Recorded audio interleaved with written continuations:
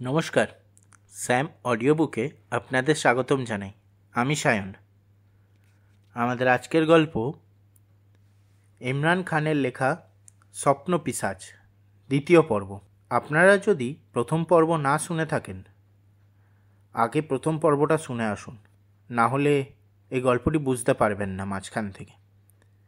আর যারা প্রথম পর্বটা শুনেছেন তারা এইবার গল্পটি শুনুন, তাহলে আসলে কি ঘটনাটা এমনই বা কী ঘটেছিল যার জন্য ওনাকে একজন সাইকিয়াট্রিস্টের কাছে আসতে হয়।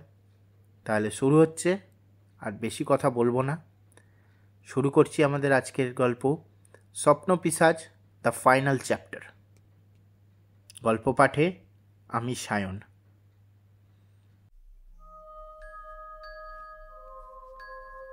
এই ঘটনার বছর 10 পর আমি বিয়ে করি। আমার স্ত্রী 14 গ্রামের মেয়ে। সেবার বিয়ের পর প্রথম শ্বশুরবাড়িতে গিয়েছি, পচপাড়া গা।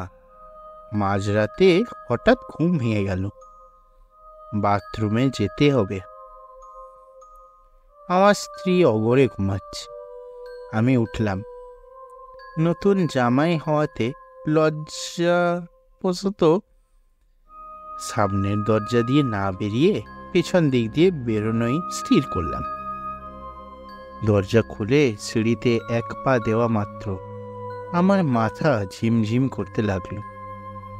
বাড়ির পেছনের দৃশ্যগুলো আমার খুব পরিচিত মনে হলো আমি এখানে আগেও এসেছি। পর মুহূর্তে 10 বছর আগে দেখা সেই স্বপ্নটা মনে পড়ে গেল। আমি হতভম্ব হয়ে আবিষ্কার করলাম আমার জীবনের ভয়াবহতম দুঃস্বপ্নের সেই বাড়িটিতে ঠিক একই ভঙ্গিতে আমি দাঁড়িয়ে আছি।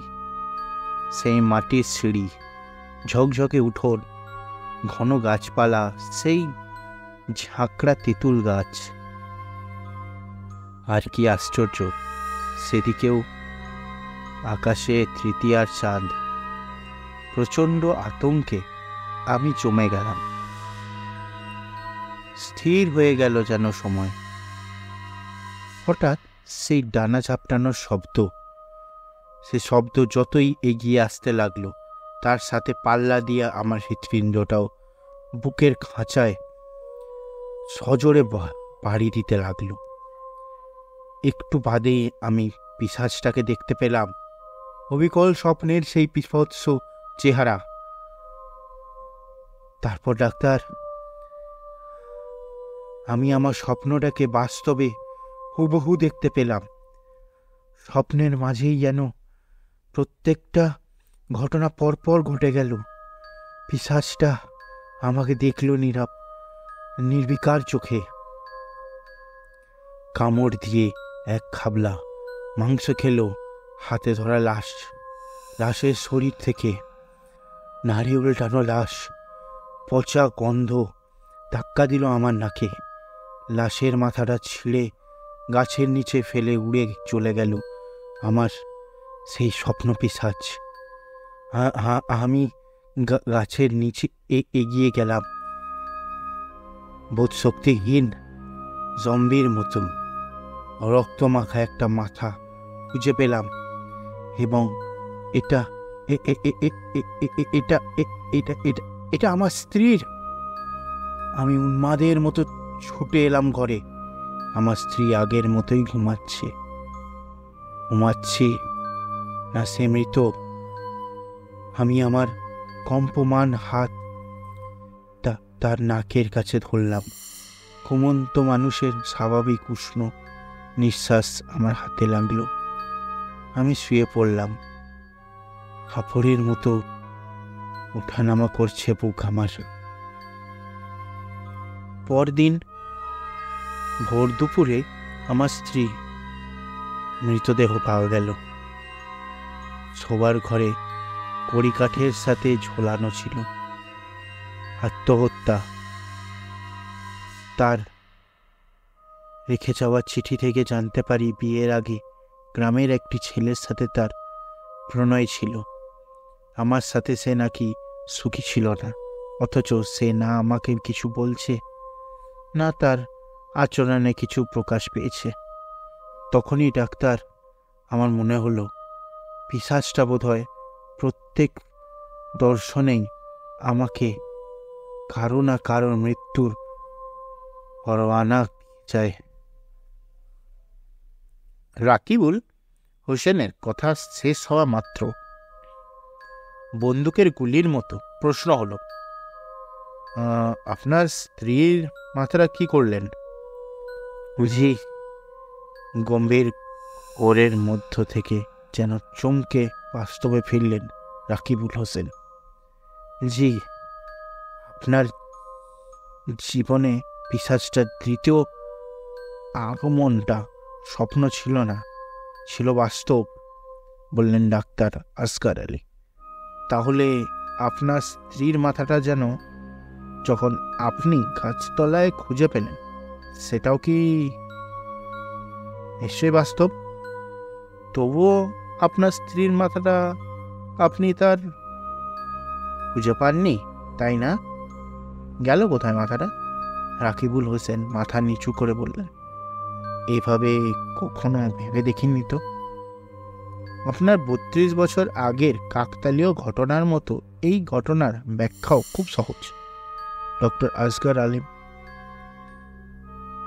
আরাম করে তার গদিমোড়া চেয়ারটায় হেলান দিলেন। রাকিবুল হোসেন সাহেব, মনোযোগ দিয়ে আমার কথা শুনুন। 18 বছর বয়সে আপনি একটি দুঃস্বপ্ন দেখলেন, যে স্বপ্ন আপনার মনে গভীর রেখাপাত করল। ঘটে গেল একটি কাকতালীয় ঘটনা। আপনার মস্তিষ্ক তার অগণিত কোষের কোনো একটিও এই দুঃস্বপ্নের স্মৃতিকে সযত্নে সুরক্ষা করে রেখেছিল। বাংলাদেশের গ্রামাঞ্চলের অধিকাংশ বাড়ি গাছপালায় ঠাসা থাকে এবং তেঁতুল খুব কমন একটি গাছের নাম। আপনার শ্বশুরবাড়িও সেরকমই একটি বাড়ি। গভীর রাতে আপনি যখন সিঁড়িতে পা দিলেন, আপনার এক ধরনের ইলিউশন হলো। আপনার মস্তিষ্ক উত্তেজিত হয়ে উঠল। একটি মোক্ষম অজুহাত পেয়ে সে পুরনো স্মৃতিটাকে উগড়ে দিল। আর ঠিক তেমনই একটা হ্যালুসিনেশন হলো তখন। আপনার তপ্ত মস্তিষ্ক একটি স্বপ্ন দৃশ্যকে আপনার সামনে হাজির করল। আপনি কি আমার কথা বুঝতে পারছেন? রাকিবুল হোসেন রোবটের মতো বললেন, জি। আপনার অসুখটির নাম সিজোফ্রেনিয়া। মানসিক রোগের মধ্যে এটি খুব কমন এবং ভয়াবহ একটি রোগ। তবে আপনি বোধহয় সিজোফ্রেনিয়ার প্রারম্ভিক পর্যায়ে আছে, কারণ আপনার যুক্তিবোধ নষ্ট হয়নি। এ রোগে আক্রান্ত যারা হয় মনে করে তাদের জীবনে একই ঘটনা বারংবার ঘটছে। কাউকে দেখে ভাবে একে সে আগেও কোথাও দেখেছিল। তার স্থির বিশ্বাস জন্মে যায় যে তার মধ্যে কোনো সুপার পাওয়ারের মতো কিছু চলে এসেছে। বুঝতে পারছেন? সে বুঝতে পারছি। আমি আপনাকে কিছু ওষুধ লিখে দিচ্ছি। ডক্টর আসগর আলিম প্রেসক্রিপশন টেনে ডক্টর আসগর আলিম প্রেসক্রিপশন বুক টেনে নিলেন। এর মধ্যে ঘুমের ওষুধও আছে। মানুষ স্বপ্ন দেখে হালকা ঘুমে। ঘুম গভীর হলেই আর স্বপ্নটা দেখবেন না। 1 মাস পর দেখা করবেন। অবস্থার উন্নতি না হলে সাইকিয়াট্রির প্রয়োজন হতে পারে। আরেকটি কথা, রাকিবুল হোসেন সাহেব, একই কাকতালীয় ঘটনা একজন মানুষের জীবনে একাধিকবার ঘটতে পারে। এরকম অনেক রেকর্ড আছে। ডক্টর রাকিবুল হোসেনের কণ্ঠ কেমন যেন অপার্থিব শোনালো। এত বছর আগের ব্যাপার নিয়ে আজ আমি আপনার কাছে আসিনি। ঘটনা সেখানে শেষ হয়নি। প্রকৃত ব্যাপারটা আরও ভয়াবহ। ডক্টর আসগর আলিম লেখা থামিয়ে রাকিবুল হোসেনের দিকে তাকালেন। বলুন। ডক্টর, আমার স্ত্রীর মৃত্যুর প্রায় 22 বছর পর হুবহু একই স্বপ্ন আমি মাস 3 আগে আবার দেখেছি। পিশাচটা যথারীতি লাশের মাথাটা ফেলে দিয়ে যায় এবং আমি গাছের তলায় একটি অপরিচিত মুখ কুড়িয়ে পাই। পরদিন খবরের কাগজে সেই মানুষটির নৃশংসভাবে খুন হওয়ার সংবাদ ছবিসহ ছাপা হয়। এরপর থেকে প্রতি সপ্তাহে অন্তত 3-4 দিন একই ঘটনা ঘটে চলেছে। স্বপ্নে পিশাচের ফেলে যাওয়া মাথাটা আমি পরদিন কোথাও না কোথাও দেখতে পাই, কারণ আমার স্বপ্নের প্রতিটি মানুষই মৃত্যু হয় অপঘাতে।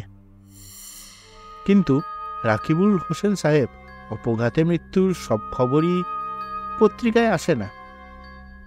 তখন আমার কাছে চিঠি আসে। চিঠি? হ্যাঁ, আমার লেটার বক্সে একটা চিঠি পাই আমি। সেই চিঠিতে নাম ঠিকানা কিছুই থাকে না। অজ্ঞাতনামা প্রেরক অত্যন্ত বিনয়ের সাথে আমাকে অবহিত করেন স্বপ্নে দেখা ব্যক্তিটির মৃত্যু সম্পর্কে। এখন প্রতি রাতে আমি ভয়াবহ আতঙ্ক নিয়ে অপেক্ষা করি কবে আমি গাছতলা থেকে আমার নিজের মাথা কুড়িয়ে না আনব। ডক্টর আসগর আলিম কিছুক্ষণ রাকিবুল হোসেনের দিকে নিষ্পলক চোখে চেয়ে রইলেন। তারপর হঠাৎ স্মিত হেসে বললেন, দেখুন রাকিবুল হোসেন সাহেব, আপনি একজন সিজোফেনিয়াক।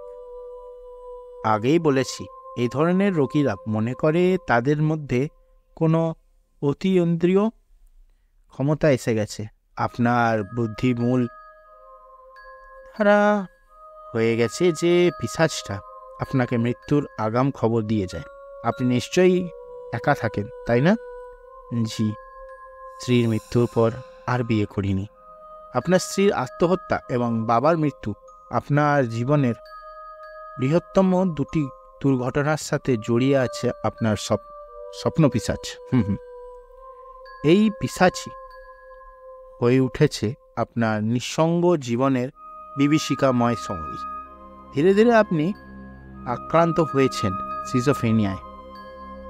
আপনি পত্রিকায় একটি অপঘাতে মৃত্যুর সংবাদ দেখছেন এবং ধরে নিচ্ছেন একই আপনি স্বপ্নে দেখেছেন।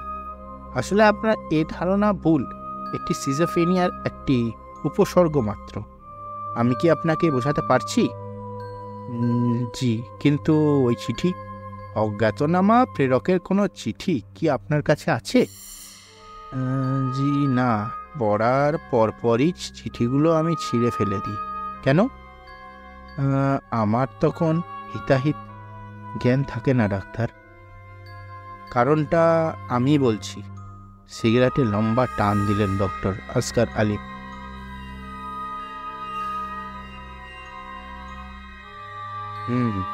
চিঠিগুলো আপনারই লেখা? জি, রাকিবুল হোসেন স্তম্ভিত হয়ে বললেন।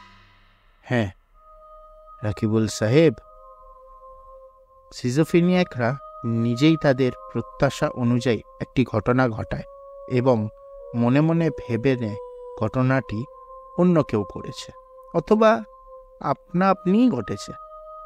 আপনি ওই চিঠি লিখেছেন এবং নিজের লেটার বক্সে রেখেছেন। আপনি সেটা বুঝতে পারবেন না, কারণ আপনি মেন্টালি ডিসঅর্ডার। কিন্তু আপনার অবচেতন মন ঠিকই সব জানে। সে আপনাকে বাধ্য করছে চিঠি ছিঁড়ে ফেলতে।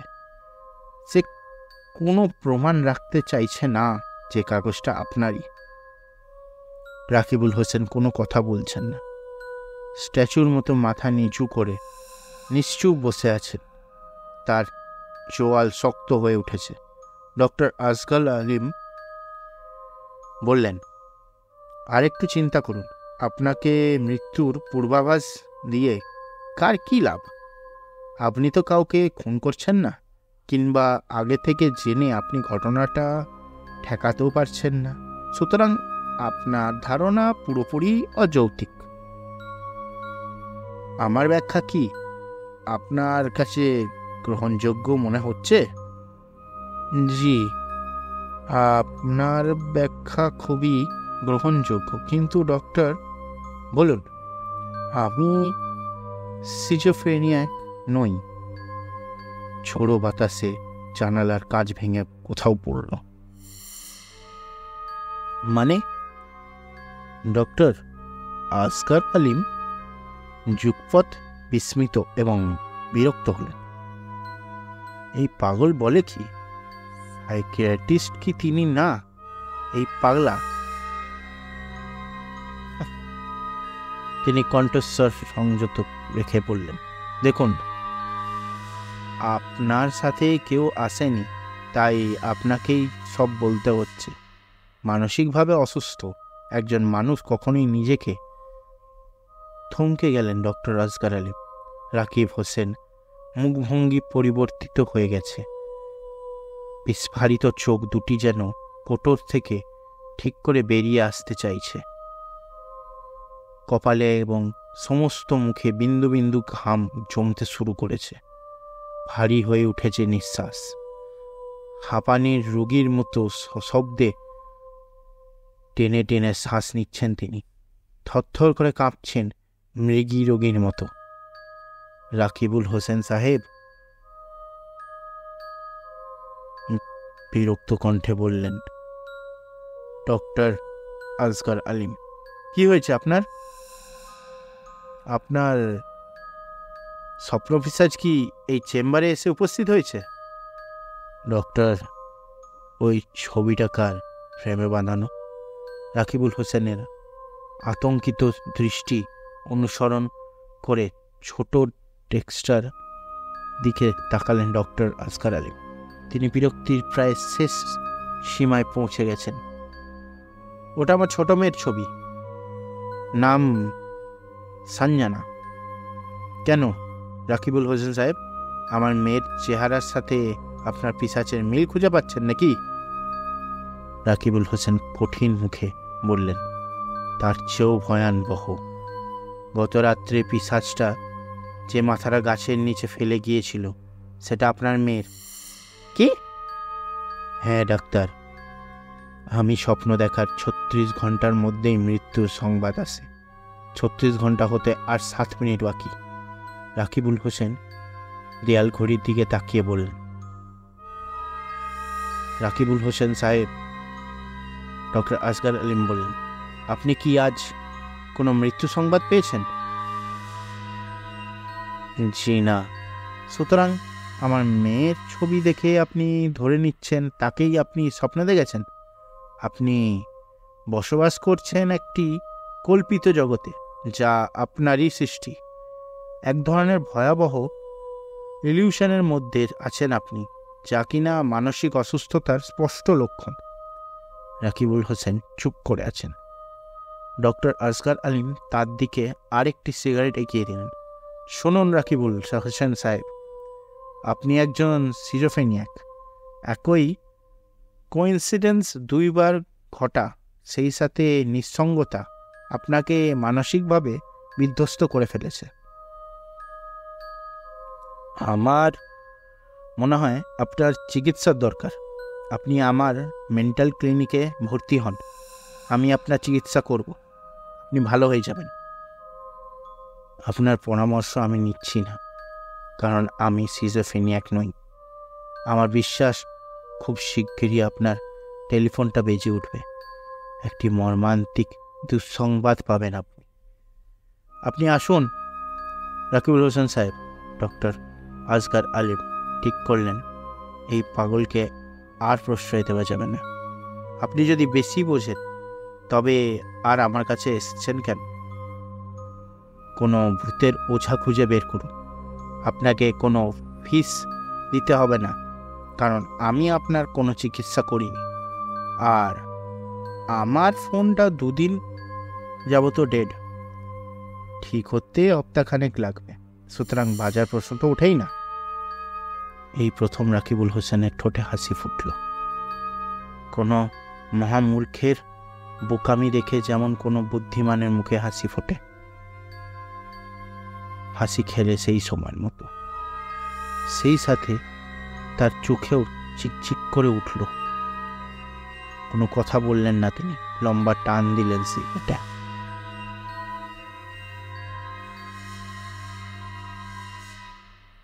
তারপর হাত খাওয়া সিগারেটটা অ্যাস্ট্রেতে গুজে দিয়ে নিঃশব্দে বেরিয়ে গেলেন। ডক্টর আসগার আলিম মহাবিরক্তের মুখে উঠে পড়লেন। বাড়ি ফিরতে হবে। এক বিন্দুও শান্ত হয়নি বাইরের উন্মত্ত প্রকৃতি। তাতে কোনো অসুবিধা নেই, তার গাড়ি কাছে।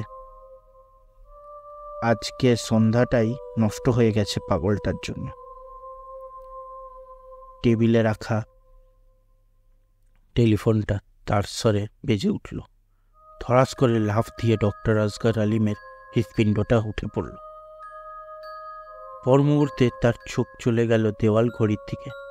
রাকিবুল হোসেনের হিসাব অনুযায়ী ঘড়িটা একেবারে সঠিক সময় জানান দিয়েছে। এটাও কি কোনো কাকতালীয় ঘটনা?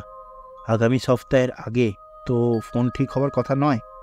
ডক্টর আসগার আলিম তার কাঁপা কাঁপা হাত বাড়ালেন টেলিফোনের দিকে। কলজে কাঁপানো শব্দে বাজ পড়ল কোথাও।